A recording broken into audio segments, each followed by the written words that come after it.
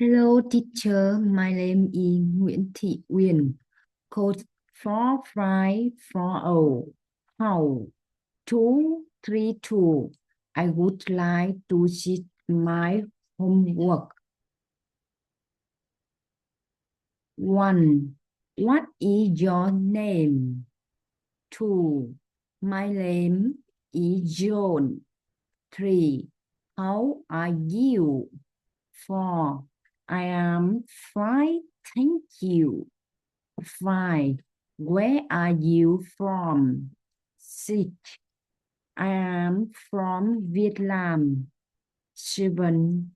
What do you do? 8. I am a student. 9. How old are you? 10. I am 20 years old. Thank you everyone for listening.